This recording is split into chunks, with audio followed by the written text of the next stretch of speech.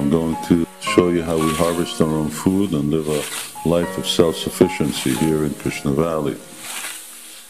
You want to know how much this is? This is about worth one piece of bread for all that work. What you see is ox power, and what it took 5 crews of 5 to do in 1 hour, this crew of 4 is going to do in 10 minutes. And now we got to bring it in and bring in the wheat, and even the animals have a bit of a hard time of it with all of the flies, unfortunately, and all the bugs. That's why you need a big tail. The next step is to thrash it to get the seeds out of the husk. And then it's seeds, they look like this. And then we've got to separate these seeds from the husk, and that'll be the next step. Now what you're looking at, this machine separates the seeds we thrashed earlier from the husk to get out the real substance. And there's an important lesson to be learned from this process. This is what spiritual life is really all about. It's getting down to the real seed, the real heart of the matter, and getting rid of all the unnecessary elements. So there's always something to be learned in everything in life.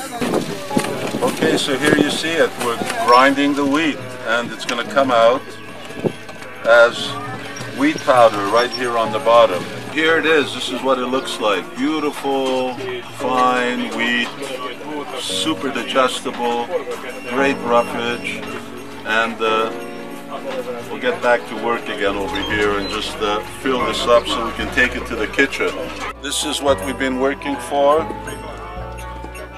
5 teams of 5 devotees, 4 bowls, 1 hour. We've got about 700 grams of flour. And we're going to make some chapatis out of all of this.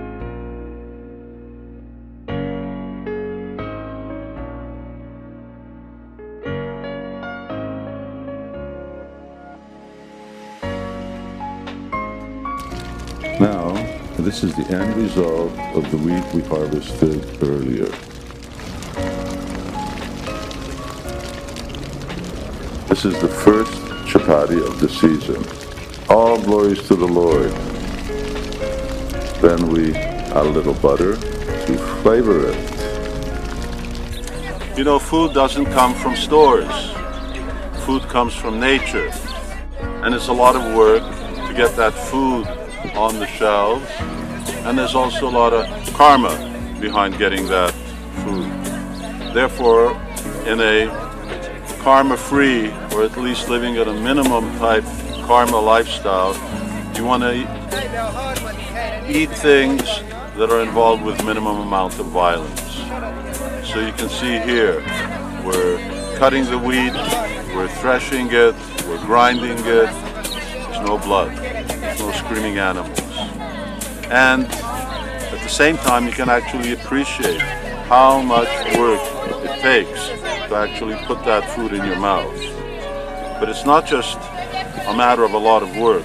We do that lot of work anyway, because whether you have to drive an hour to the office and an hour back every day, you're putting in the same amount, if not more work, to get that same type of food, but it's not of this quality. It's not organic, it's not karma-free, and on top of that, here our work is directly linked to the food that we eat. That's called self-sufficiency. When your work is not directly connected to the food that you eat, you're not self-sufficient. You're dependent on the intermediaries in between you and the food, and if they break down, doesn't matter how much you work, you don't eat. So, if you have some land, or even a small patch in the garden, or your own balcony, think about growing your own food. Ron Finley once said something very, very intelligent.